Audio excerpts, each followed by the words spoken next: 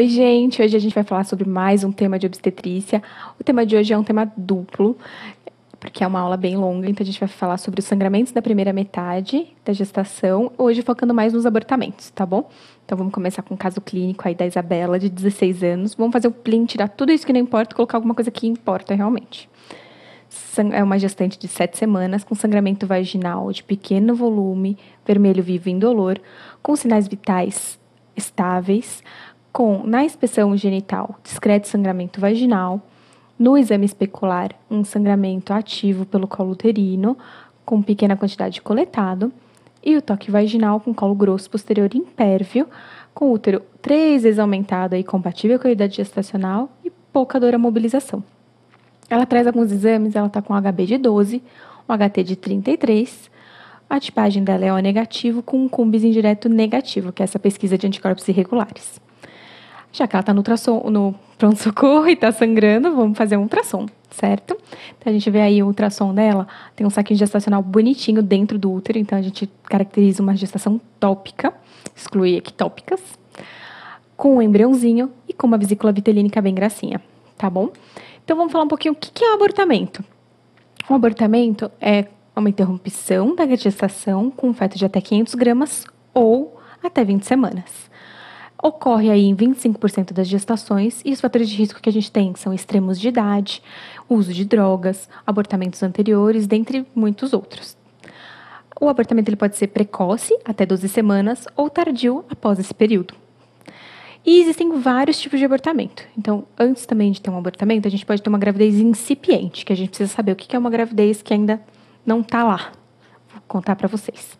A gente pode ter ameaças de abortamento e todos esses tipos de abortamento que a gente vai falar um por um, tá bom?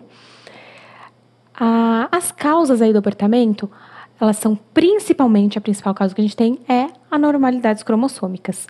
Aí, as principais são as aneuploidias, que são as trissomias, que acontecem principalmente por uma fertilização errada do embrião, uma divisão errada ou por algum espermatozoide, algum embrião, um gameta, alterado anormal, tá bom? Outras causas são causas endócrinas, causas anatômicas, alterações anatômicas, como miomas, pólipos, malformações uterinas, aquelas malformações milerianas, útero bicorno, septado, algumas infecções, como citomegalovírus, rubéola, e algumas trombofilias, como, dentre elas, aí a síndrome do anticorpo antifosfolípide. Vamos começar, então, falando sobre gravidez incipiente. O que é uma gravidez incipiente? É uma gravidez que a gente pode ainda não estar vendo nenhum sinal dela no ultrassom. Como a gente sabe que um beta-HCG, a partir de 2000, a gente obrigatoriamente tem que ver um saco gestacional. Ou seja, se a gente não encontra um saco gestacional intraútero, a gente vai procurar fora do útero. Então, a gente vai desconfiar de ectópica. Mas o saco gestacional só aparece com beta de 2000 e que é mais ou menos compatível com 4 semanas de gestação. A gente tem uma escadinha na evolução da gestação no ultrassom. Então, a gente sabe que com 4 semanas aparece o saco gestacional, com 5 a vesícula vitelínica e com 6 a gente já vai ver embriãozinho. Então, geralmente, essa cronologia é sempre seguida e, geralmente, quando tem alguma coisa que começa a ter alguma coisa errada, essa cronologia vai ter um stop aí. Quando a gente tem uma ameaça de abortamento, é toda vez que a gente tem algum sangramento com uma gravidez com o colo impérvio. Então, sangrou e o colo está fechado, a gente vai pensar que é uma ameaça. Como a gente vai ter certeza se está tudo bem ou não? Pela curva de beta-HCG, o beta tem que dobrar a cada 48 horas, e pelo ultrassom, que vai mostrar para a gente que está tudo bem ali com o embriãozinho. Às vezes, a gente tem algum sangramento e não consegue ver nada de errado. Então, a gente sempre orienta para a gestante. Vamos fazer um repouso, abstinência e antiespasmódicos, que é o que a gente consegue fazer. Em geral, não tem nenhuma comprovação de que isso vai mudar o prognóstico da gestação. Se tem alguma coisa errada, são principalmente aquelas causas que a gente conversou, as aneuploidias. E é porque alguma coisa ali está dividindo errado. Então, nada que a gente fizer vai ajudar. Mas é isso que a gente consegue, é o mínimo que a gente consegue fazer, a gente vai tentar, tá bom? Vamos, então, pensar qual é o diagnóstico obstétrico em relação a essa queixa de sangramento da paciente. Ela tem uma ameaça de abortamento, né? Ela tem um sangramento, mas no ultrassom a gente não vê nenhum descolamento, tá tudo bem, gracinha.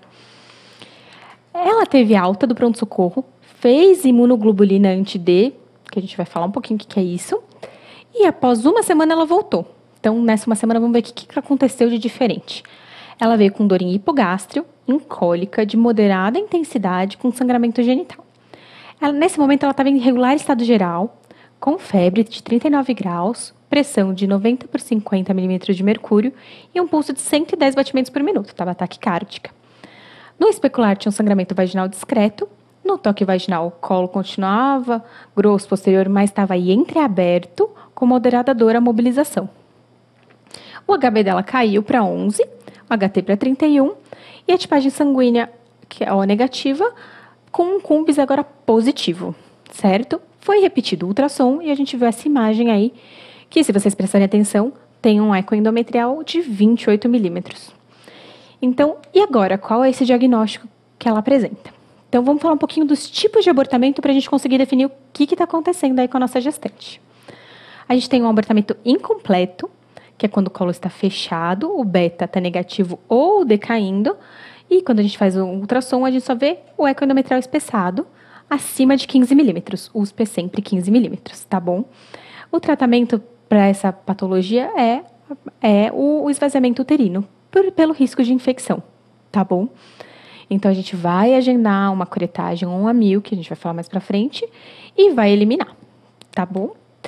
O abortamento infectado, ele é uma complicação desse abortamento incompleto, porque o colo tá pérvio, vai favorecer com que bactérias da flora genital feminina, da vagina, principalmente, subam pelo canal cervical e infectem esse material, esse tecido que está lá dentro do endométrio. Então, a gestante o principal sinal aí vai ser a febre, vai ter um sangramento com odor fétido, bastante dor, e o colo do útero vai permanecer entreaberto.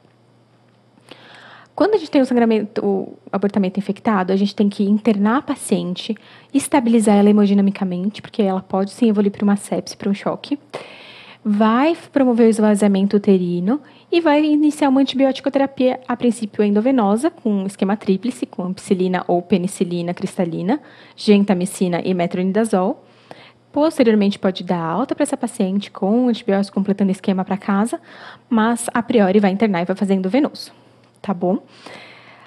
O abortamento retido é uma outra patologia. O que acontece aí? A gente tem um colo do útero que está fechado, mas quando a gente faz ultrassom, ou a gente vê um saco gestacional que permanece sem embrião, que é uma gestação anembrionada, ou um embrião que tinha BCF e não tem mais, ou que nunca chega a ter BCF.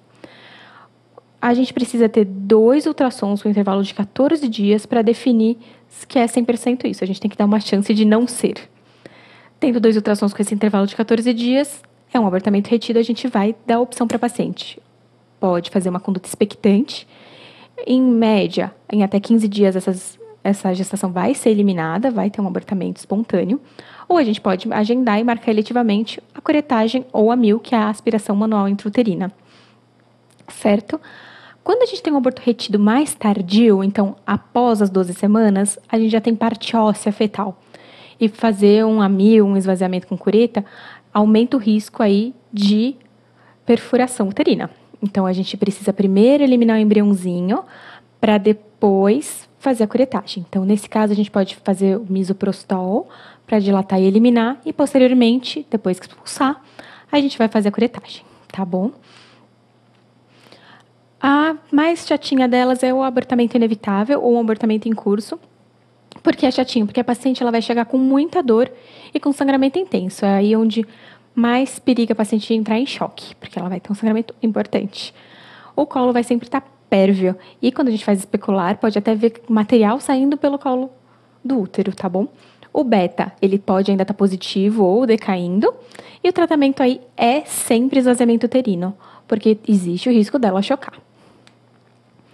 E o melhor dos mundos, que é o abortamento completo. O abortamento completo é quando o colo está fechado, o paciente sangrou, e quando a gente faz ultrassom, o eco endometrial está menor ou igual a 15 milímetros, ou seja, já eliminou tudo que tinha para eliminar, e ela não precisa fazer nenhum procedimento, nem conduta expectante, nem um procedimento invasivo, certo?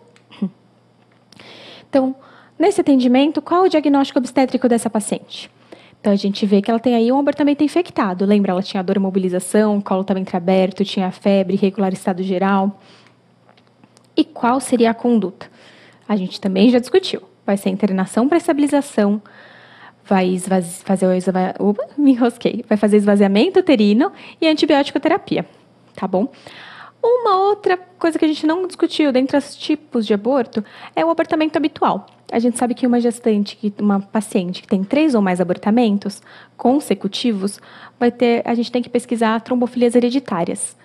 Pode não ter nada, mas é uma principal causa aí de abortamento habitual, é alguma trombofilia. Então, a gente tem que pesquisar todas essas que estão listadas: homocisteína, mutação do fator 5 de Leiden, mutação da protrombina, proteína S, proteína C, anticardiolipina e anticoagulante lúpico, para excluir aí qualquer trombofilia.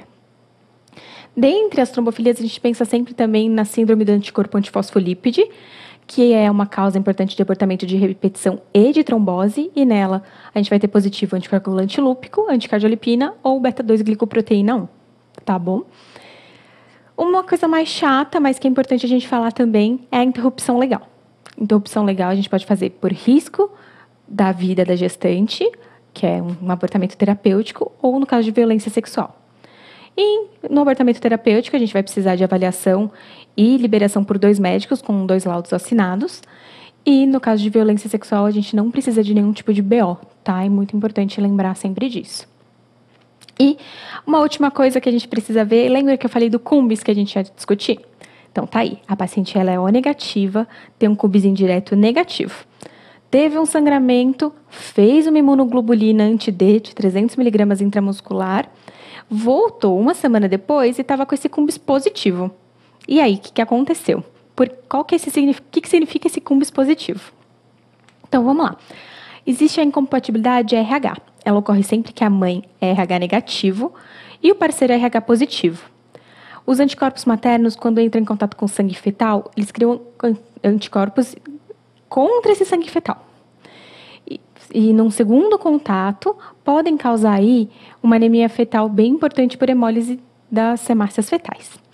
Então, a gente sempre tenta evitar que tenha esse segundo contato. Como a gente pesquisa se houve ou não contato? A gente pode pesquisar as hemácias fetais pelo teste de Clay-Hauer ou pesquisar os anticorpos maternos pelo teste do CUMBIS indireto. Então, no CUMBIS, se ele está negativo, a gente vai continuar repetindo com 28, 32, 36 e 40 semanas. Se ele vem positivo, mas numa titulação baixa, menor que 1:8, a gente vai repetir mensalmente, sem precisar de nenhuma pesquisa adicional. Com uma titulação maior que 1:8, a gente vai fazer uma pesquisa, avaliação de anemia fetal e vai encaminhar para a equipe de fetal para fazer um segmento mais importante, porque esse paciente vai ter risco de uma anemia hemolítica grave do recém-nascido, tá bom? E até intraútero, desculpa. E como que a gente faz a profilaxia? Como a gente tenta impedir que haja esse contato entre hemácias maternas e fetais? Então, todas as mulheres RH negativas, independente da tipagem do marido, com CUMBIS indireto negativo, vão fazer a profilaxia. A profilaxia ela é feita após o parto, em até 72 horas, ou até 72 horas de qualquer tipo de sangramento ou procedimento invasivo que tenha contato de sangue materno e fetal. E também com 28 semanas para fazer profilaxia pro parto. A imunoglobulina, ela vai durar aí 24 dias. Então, fazendo com 28 semanas, a gente tem uma proteção até as 40 semanas do parto, tá bom? Então, o significado aí desse CUMBIS que mudou para positivo é exatamente que a paciente fez a profilaxia em menos aí de 24 dias, tá bom? Então, o que a gente precisa saber da aula de hoje? A gente precisa saber o que é a evolução normal da gravidez, os tipos de abortamento, que colo pérvio é igual ao abortamento inevitável, que febre, sintomas sistêmicos é igual ao abortamento infectado, que a interrupção legal ela pode ser feita em 2 momentos, que é no terapêutico com laudo de 2 médicos ou após abuso sexual sem necessidade de ter BO. E a gente precisa lembrar também da imunização RH, quando a gente faz a profilaxia e o que o CUMBIS vai representar pra gente, tá bom? Então, vamos lembrar de tudo isso e vamos lá. Boa sorte, gente!